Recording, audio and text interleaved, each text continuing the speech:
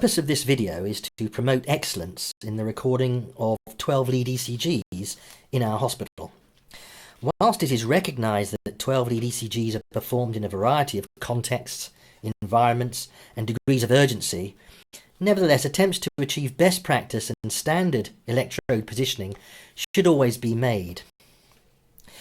The operator must be competent in the use of the ECG machine and in the recording of an ECG.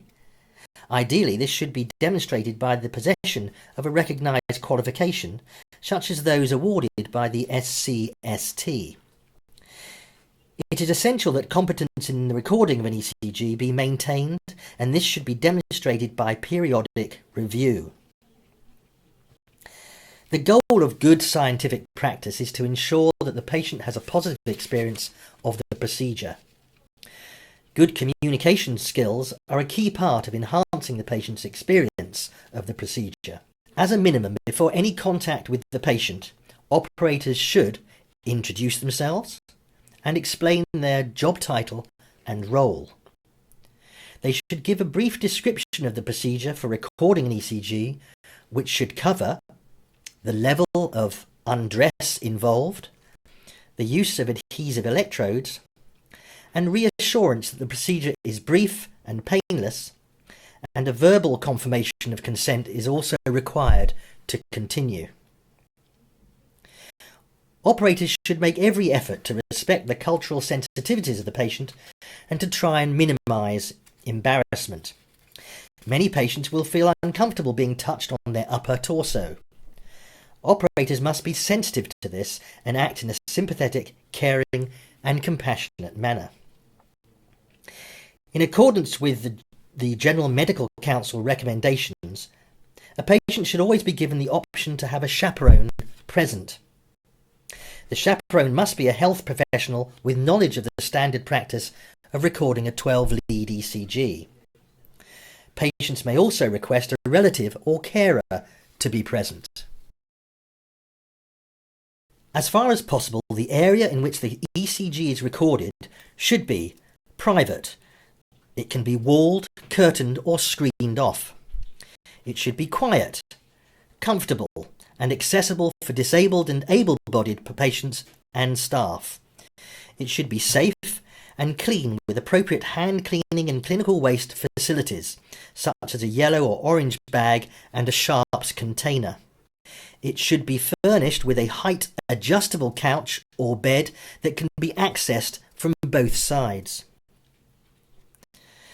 Both the area and the ECG trolley should be stocked appropriately with ECG paper, electrodes, razors, tape, alcohol skin wipes, gauze, personal protective equipment, and machine cleaning wipes. The electrocardiograph must meet or exceed IEC standards. To avoid distortion of the ST segment, the low frequency cutoff should be no higher than 0.67 Hz in auto mode or 0.05 Hz in manual mode. To prevent the loss of high frequency information, the high frequency cutoff should be no lower than 150 Hz in adults and 250 Hz in children.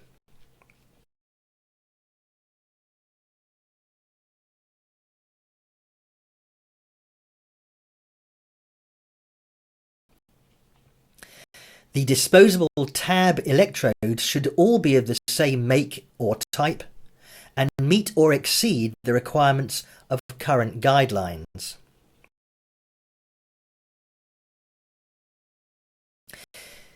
The ECG machine should have a medical physics electrical safety sticker on it, which should be in date.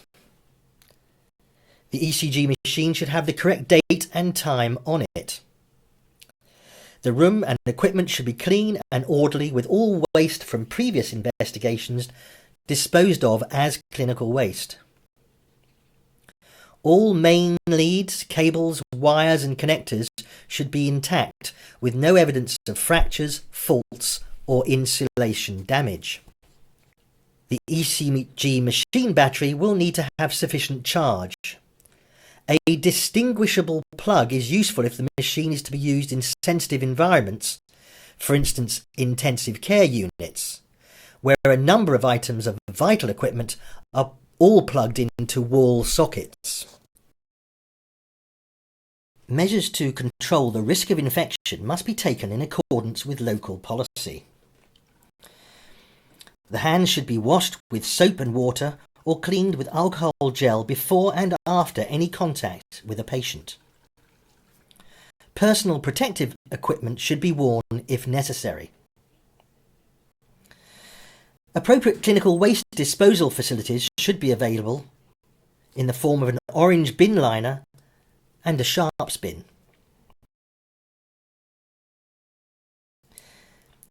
It is essential that the patients are correctly identified and that the appropriate identifying details are displayed on the screen. For patients unable to provide their own identifying details because of, for instance, unconsciousness, confirmation of identity must be sought from carers or by using hospital wristbands. The printed recording must always be checked to ensure it has the correct patient details.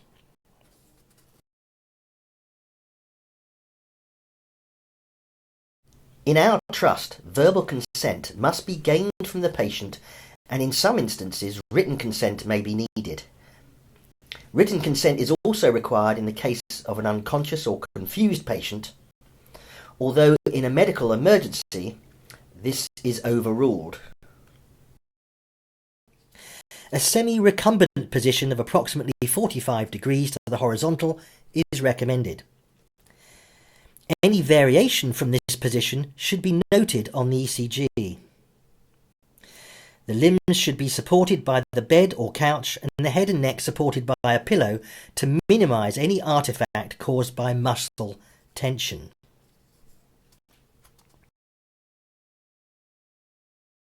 Skin preparation is often required to produce an artifact-free ECG. Care must be taken with patients who have sensitive or broken skin. Various methods are available to minimise the skin-to-electrode impedance. This includes washing with mild soap and water, cleaning with alcohol wipes, or exfoliation. If this is required, it should be undertaken with very light abrasion using a paper towel, gauze swab or abrasive tape that is designed for this purpose. Chest hair may need to be removed. Oral consent from the patient should be gained, and an unused razor should be employed and disposed of in a sharps bin immediately afterwards. Electrodes must be positioned in accordance with the AHA recommendations. If any electrodes need to be sited in non-standard positions, the recording must be labelled with this information to avoid misinterpretation of any altered ECG waveforms. Limb electrodes should be placed on the wrists and ankles whenever possible. Moving the electrodes up the limbs may alter the appearance of the ECG and should be avoided unless there is a significant tremor of a limb or it has been amputated.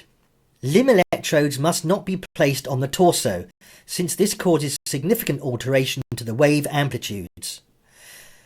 This can invalidate the use of the recording for many diagnostic purposes. The correct anatomical positions for the chest electrodes have been defined and must always be used unless it is not possible. The centre of the active area of the electrode should be aligned with the relevant anatomical landmark. Previous studies have demonstrated that the V1 and V2 electrodes are frequently placed too high, and that the V4, V5 and V6 electrodes are placed too low.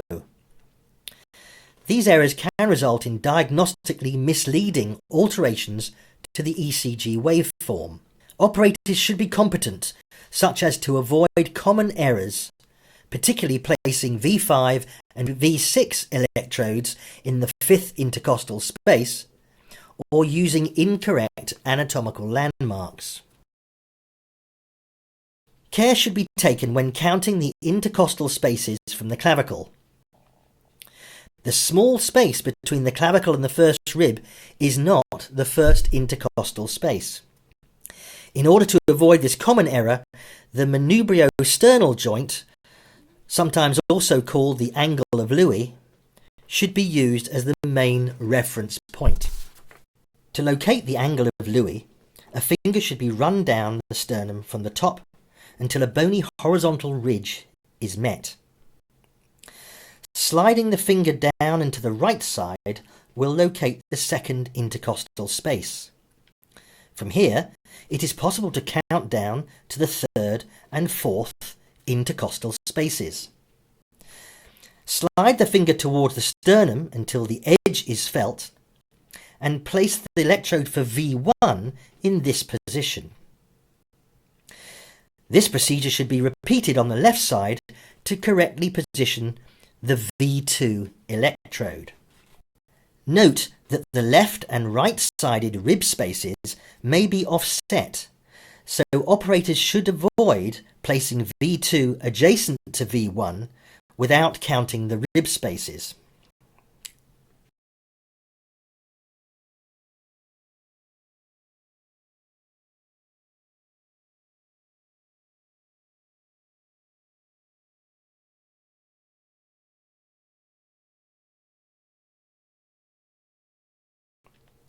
Next, the V4 electrode should be placed in the fifth intercostal space in line with the midpoint of the clavicle.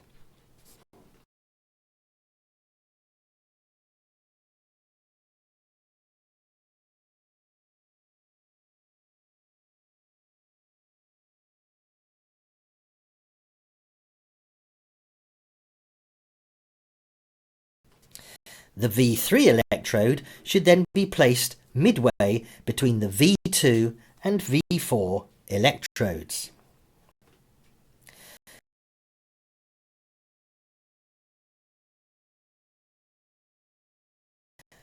The V5 and V6 electrodes should then be positioned in horizontal alignment with the V4 electrode. The V5 electrode should be placed on the anterior axillary line,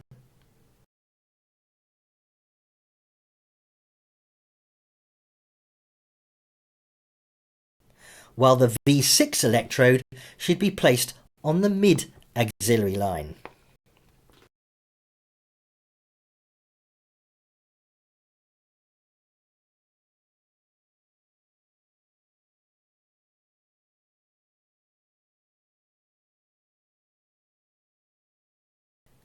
When recording an ECG from female patients, it is conventional to place V4, V5 and V6 electrodes beneath the left breast, when breast tissue overlies the correct anatomical positions. There is some evidence to suggest that the positioning of these electrodes over the breast may not significantly attenuate the signal, but further supporting evidence is needed to warrant a change in this recommendation. When lifting the breast to place electrodes, care and sensitivity is required. Using the back of the hand to lift the breast can be helpful in minimizing contact. In order to achieve accurate ECG electrode positioning, it is usually necessary for all upper torso clothing to be removed. Time should be taken to ensure that the patient is relaxed and comfortable. An ECG with somatic muscle interference is more difficult to interpret. Some patients cannot fully relax due to pain from arthritis or other conditions such as Parkinson's disease, which may cause a resting tremor. These patients should be made as comfortable as possible, and the ECG trace annotated with an appropriate explanation. On occasions, it may be necessary to adapt the ECG recording techniques. For example, when a patient is sitting in a wheelchair, when a patient is lying flat, or when a patient is sitting upright in bed because of respiratory difficulties. Any variations to the standard recording techniques should be described in writing on the recording. The appropriate button should be pressed to initiate a new ECG. This button is usually labelled as Start, Auto, or ECG. A 12-lead ECG and simultaneous rhythm strip is most commonly recorded at 25 mm per second with a gain setting of 10 mm per millivolt. The initial recording should be made without the use of the manual filter, which alters the upper cutoff frequency to 40 Hz. The filter will reduce interference, but it also distorts the ECG and should only be used when absolutely necessary and when all other attempts to eliminate artifact have failed. If, despite efforts to relax the patient and make them comfortable, there is still somatic muscle interference on the ECG, the filter may be switched on and the recording repeated. Use of the filter should be clearly indicated on the final ECG printout. Incorrectly pressing copy or reprint may on some ECG machines initiate a printout of an ECG from a previous patient. If patient details are not entered into the machine, it may not be clear that this ECG relates to a previous patient. Therefore, operators must fully understand the equipment they are using and the potential consequences of mistakes.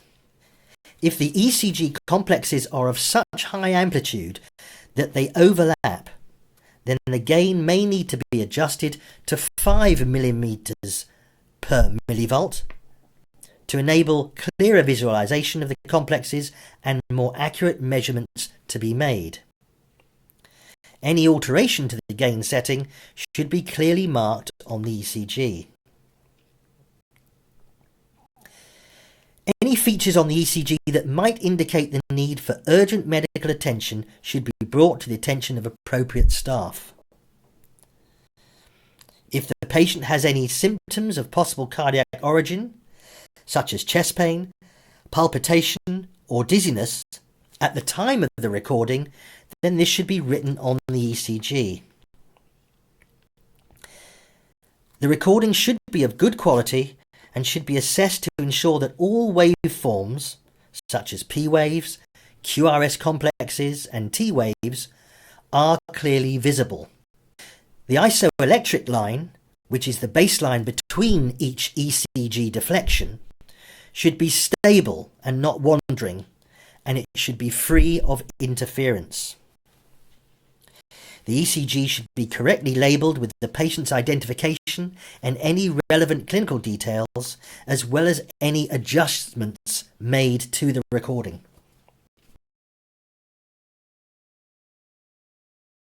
Dextrocardia is the most common form of cardiac malposition and refers to any situation where the heart is located within the right side of the chest rather than the left. It may be associated with the condition situs inversus, where other internal organs are in a mirror image relationship to the usual position. Dextrocardia may be suspected if a resting 12-lead ECG has negative P waves and QRS complexes in lead 1, in the absence of any technical error such as reversal of the right and left arm connections.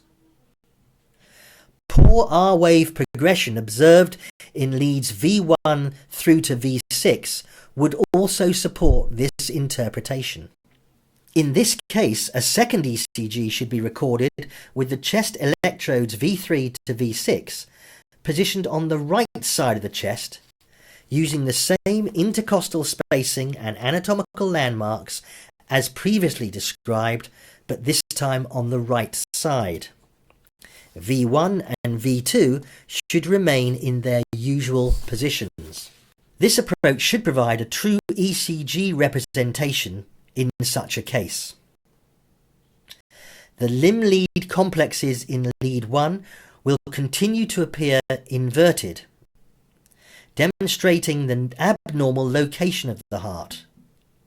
However, the repositioned leads V3 to V6 will now show appropriate R-wave progression.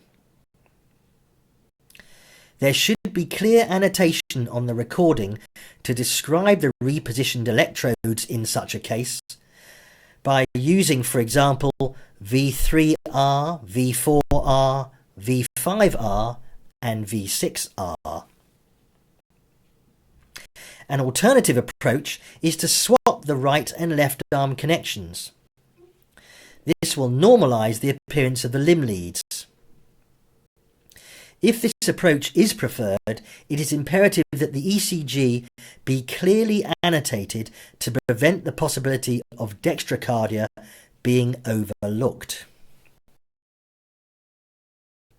In some clinical situations, the recording of posterior electrode positions may be necessary.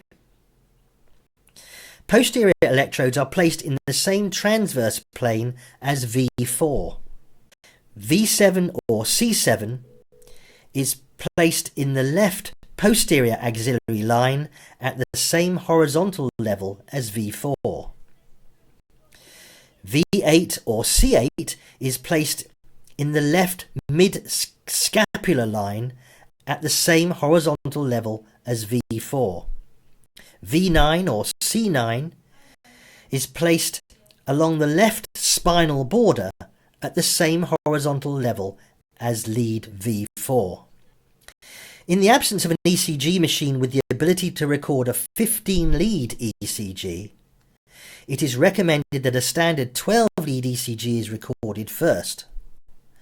Subsequently, V4, V5 and V6 should be repositioned as V7, V8 and V9, and a second recording made showing these posterior leads. The second recording must be clearly annotated with the new lead positions.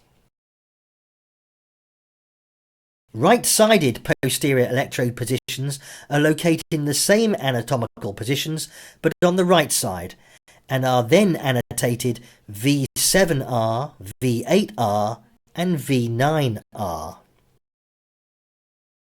When recording an ECG on children, it is recommended that the technique be adapted to meet the requirements of the child.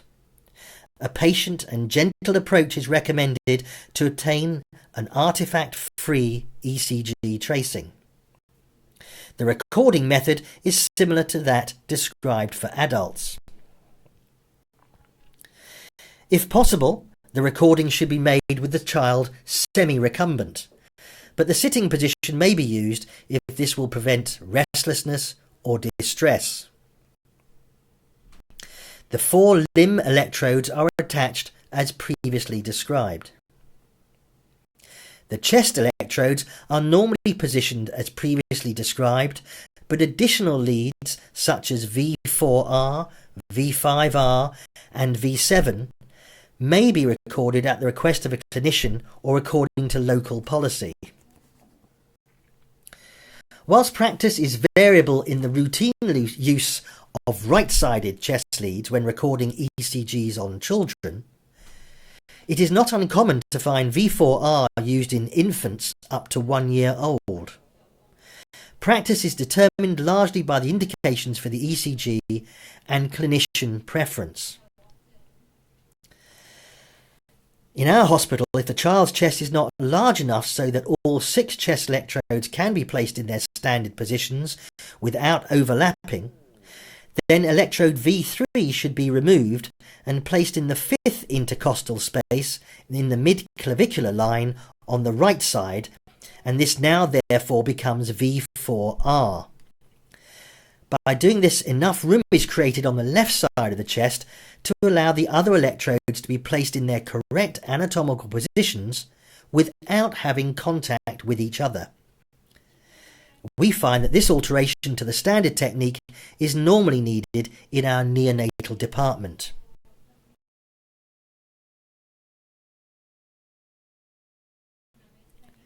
The ECG should then be clearly annotated with any changes if this technique is used.